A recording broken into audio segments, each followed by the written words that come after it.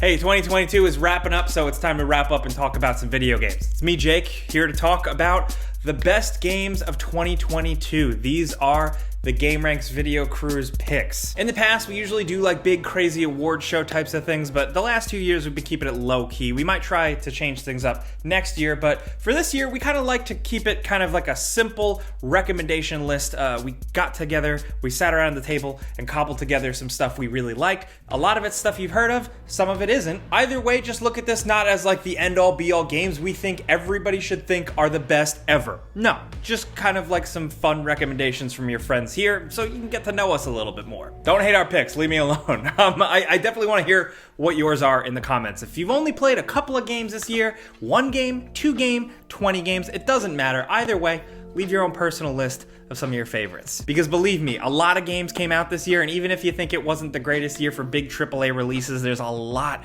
of gems. So we couldn't even cram them all in this video. So I've been talking way too much. Let's just roll right into the first pick. This is from Juan, one of our video editors, who brought A Plague Tale: Requiem. For us, it's just an awesome sequel to an already great game that pays off in pretty much every way, and for us really lived up to the expectations of the first game.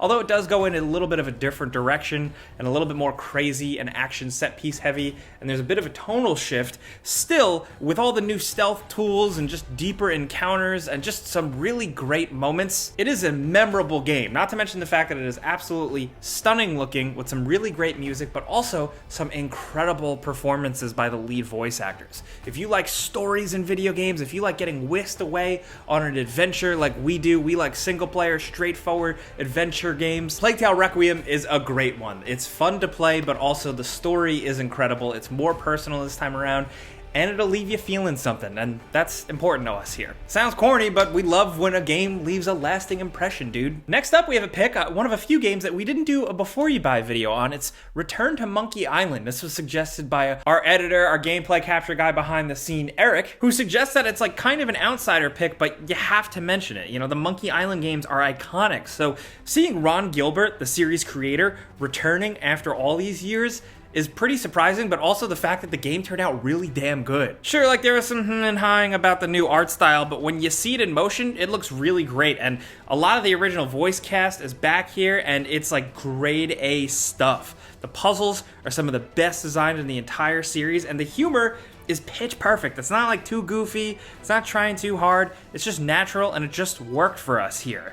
It's not just a return to form for the series, it's up there with some of the best adventure games of all time. The puzzles are challenging, but not too obtuse or random. The dialogue is snappy and good, but it doesn't bog the game down. You never have to spend too much time hauling around environments, and the built-in hint system is really awesome and very helpful. It's just an all-around great adventure game. Even if you're not nostalgic for the series, we still just think it's really, really good and worth checking out. Next up, we gotta give some love to a JRPG, Xenoblade Chronicles 3. This is an epic 100+ hour JRPG that streamlines a lot of the overly complicated stuff from the previous games while still feeling better and more interesting, and then it tells a more personal and relatable, cool sci-fi story. The writing is a standout compared to most of the games of this type. It's just a lot better than what we've seen in recent years touching a lot of games. It's a massive, beautiful game with great characters, stellar voice acting, some incredible, almost god-tier music, and a fun and mostly intuitive battle system. Yes, basically the game is like one big tutorial, you know, you're still getting pop-up tutorials like almost literally 100 hours in the game, but it just keeps expanding its battle system and other systems and opening things up to the player, so it doesn't really feel stale ever. It's got everything you want in these types of games. Cool environments to explore, some despicable bad guys with some over-the-top bad guy music and voice acting, and a good amount of options for building out your characters. There's a lot more side quests this time around, and they're actually worth doing, because a lot of the side quests just don't give you basic rewards, you unlock new members. It's the most refined, fun, and approachable entry in the series. You know, you don't have to have played the previous games to jump into this one, so consider it if you're a Switch person. Radically switching gears, myself and Falcon both come to the table with Evil West. Evil West is not a perfect game. It's flawed, it can feel cheap, it can feel corny, but it still manages to be so unique. While on the one hand, you'll look at it as kind of like a third-person shooter mashup with the new modern God of War style gameplay. What they built here kind of feels like an homage or a love letter to early to mid 2000s games, like those games from, I'd say, the late PS2 to like the PS3 360 era, those mid-tier wild wacky games like Dark Watch and just a million other random games that ended up in the bargain bin but were still really charming and cool. Evil West is exactly like that. Not to mention the fact that it's just got cool monsters and a really fun combat system. It's not super complicated. There's not too much to say about this other than that, like, we're just backing up what we've been saying for years here. We love straightforward single player fun action games. And while like there's been a lot of talk about like Bayonetta 3 and highlighting stuff like that, we wanted to give a little bit of love to Evil West. Now, one that I personally want to give a lot of love to is Cult of the Lamb. Cult of the Lamb did not get enough love from this channel this year, but it's one of my favorite games. I've put a ton of hours into it for just how unique and special it is. It is like the perfect hybrid of like an Animal Crossing kind of town management game mixed with a dungeon crawler with a cool demonic spin. You are tasked with straight up building a cult, but like in a cynical, funny way, like you're taking advantage of these poor other little creatures in the woods. Progressing, building up, powering things up, and then going into dungeons with some fun action dungeon crawler gameplay to get more rewards and progress things with some pretty good boss battles, but also just a really good vibe, tone, atmosphere that's like a little creepy but has a lot of levity and some incredible music, just like really good lo-fi jams. The game is quirky and charming, and while it looks a little cutesy on the surface, it's got a bit of an edge to it, but ultimately it's just a good game with a lot of addictive video game qualities, and it's like a big pot of soup that takes a bunch of elements from all different types of games and makes something really cool and really unique. It's definitely not like anything we've played in a minute. Next up, switching gears, we're getting a little crazy here, getting a little controversial, but Falcon wanted to bring up Sonic Frontiers. Yes, his Before You Buy was fairly critical, but it was from a place of love. You know, Sonic Team finally got their crap figured out somewhat and made a pretty darn good game that is only made better by a physics mod on PC that adds momentum and tightens up turning. But even if you don't play with that, if you like Sonic enough and can put up with some jank here and there, Sonic Frontiers has some good gameplay moments to it. I know some people trashed it, and it's pretty fair to be very critical of it, but ultimately it left us excited for the future of Sonic. Even though the game needed more love and more time in the oven, they figured out a lot of Sonic elements in an open world, and we're excited to see what comes next. Next up from Juan, we have a game called Neon White, another one that we didn't do a Before You Buy for and didn't have a lot of time to cover, but essentially, in his words, this is fun and addictive. It's got solid gameplay, and the sense of speed and movement is so satisfying. The randomness that cards bring to this gameplay, this whole element of traversal, will really get you hooked and turn you into a leaderboard person, a perfectionist. There's a story, there's a sense of style with this game that is very different, very cool. You know, you might be a fan, but you might not, but still, it's that raw gameplay, that freaking fun factor that this game brings that is unbelievable. Neon White is just really cool, straight up. Next up, we have a game that I've talked about a lot on the Friday news show, and Andrew brings it to the table.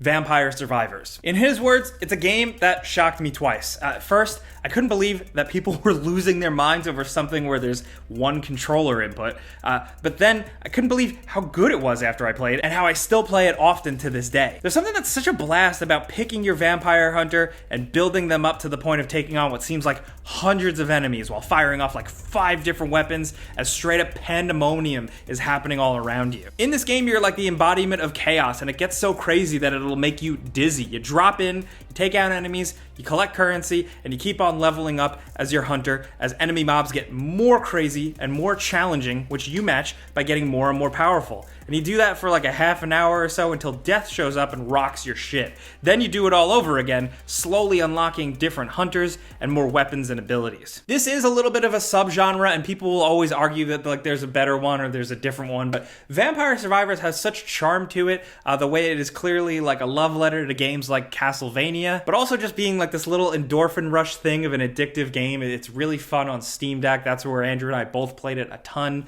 but it's on multiple platforms now, including mobile, which is dangerous. Some of you guys are gonna see this game and just think we're crazy and full of shit because it just looks like this boring idle clicker, and like, okay, I get it, but Can't help it. We really loved it and sunk a ton of time into it this year. Our next pick from Eric is a game called Tunic. Tunic really manages to capture like the mysterious feeling of playing an old game back in the day when you had no idea what you were doing. It has some of the most rewarding exploration and some really amazing like aha moments where things finally click and you realize you could do something that didn't seem possible just moments ago. It's a really fascinating combination of a Legend of Zelda type thing with something more mysterious and weird like Fez. It's never too tricky, but it makes you feel like a genius for figuring things out. That can be really satisfying. This is honestly a game where it's best to go in as blind as possible and discover things for yourself. It's not just the Zelda Fox game, it's so much more than that. Next up, another small indie title. This is from Juan. It's called Norco. In Juan's opinion, it's one of the most underrated indie games of the year. It's a point-and-click adventure game with, yes,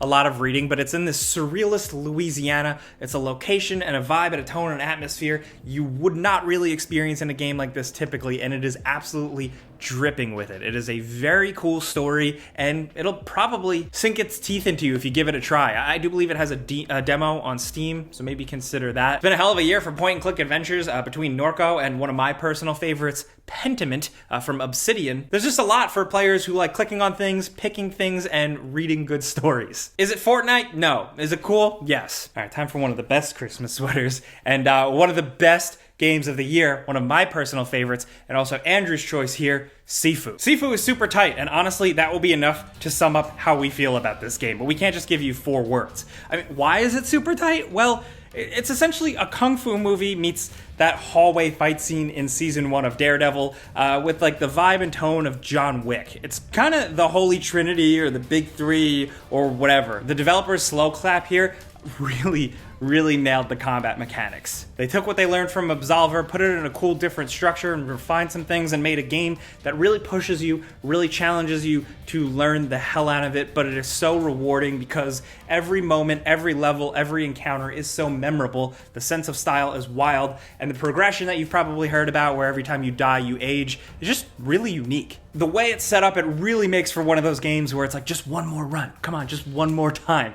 And that makes it all the more impressive considering like they just figured out how to make combat and beating people's ass in a room that endlessly replayable. They've added stuff to it. They've added like different options, different modes, different skins and stuff like that since it did release earlier in the year, but it is so satisfying. When you get good at this game, it is In Andrew's words, Sifu is an achievement. Its simplicity in overall structure and the intricacies of the combat combine to create what we would describe as a perfect video game. That's high praise, I know, but we got another solid one. We're getting into predictable territory, but God of War Ragnarok. All of us here pretty much put this on the list just because we loved God of War 2018. We got a lot more of it here. More gameplay, more encounters, more endgame stuff, more to kill, more side quests, bigger explorable areas, but also a damn good story. We're all kind of arguing, we're still kind of like, tossing it up whether or not it's better than God of War 2018 story-wise, but still, doesn't matter, it's still a well-told and interesting story. Seeing Kratos kind of lighten up a little bit after all this time is very interesting. Seeing Atreus grow into what Kratos kind of taught him and kind of beat him into submission to be was really cool. And seeing more of this Norse mythology world that they're building out and some good old-fashioned God of War gods that are just shitty and you want to punch them was really good to see. They definitely delivered on a lot of that stuff. The game is still new, so we're not gonna go into spoiler territories or anything like that. A lot of people are still working their way through it because there is a lot of game here, a lot of gameplay, a lot of side quests and stuff, but it is all very satisfying. God of War Ragnarok is damn good, from the music to all that gameplay that I said, but for me personally, really like the story and the performances and stuff, it's worth highlighting, it's worth celebrating. They did it, they didn't screw it up. And also, we're wondering where the hell things could go next. Last but not least, all of us here from A Tool Behind the Scenes, Eric, Andrew, Juan, all of us, in terms of the game we've played the most this year and the videos you guys have watched the most, the videos we've made the most about, it's Elden Ring. Stop me if you've heard this one before. Yeah, Elden Ring won Game of the Year at the Game Awards. Many other websites have given it its Game of the Year, so we hate to just be yeah, us too, but it is what it is. It's really good. We really like it. Especially for me here personally, it's probably the less of the Soulsborne person of the crew. It really hooked its claws in me more than any other From Software game. And that's just because of the really cool open world that it was just riddled with things to discover. every moment. Like, there's just so much hidden shit out there, and it's really up to you to just go out there, figure it out, and have fun. And that's what I liked about it the most. Not to mention just some good old FromSoft RPG stuff with unique character builds and a lot of flexibility and variety there, and some of the best boss battles, and also bosses with cool lore behind them that we've seen in a From game in a while. For many people and many of us here, like, this is that type of game. This is like what many video games are supposed to be, the ones that really push you, that challenge you, that like mold you into a different type of player. I like how the sweaties can get with this, but for me it was all about the vibes. I just thought it was cool, mysterious, challenging, and fun. And I mean, frankly, at this point, I don't know what else we could say about Elden Ring. We've talked about it to death. Other than that, we're looking forward to some possible DLC or an expansion pack or something at some point. But that's a pretty straightforward year, dude. That's 2022. So I want to know what you guys think in the comments in terms of what you are playing. Like I said, consider these just recommendations, some stuff we really loved this year, so recommend some stuff back to us. We haven't played everything here, so we'd love to know what you've been into, because it was a stacked year. I mean, there's so many things that we didn't include on this list that we also enjoyed. I'm like actually stressing out right now, freaking out about it, but like Teenage Mutant Ninja Turtles or Dying Light. I could keep going, but whatever. Let me know your list down in the comments. And most importantly, I think before like, subscribe, blah, blah, blah, I think it's important to say thank you for a great year. Thank you guys for watching us, whether you've been around for years and years from the beginning to just recently.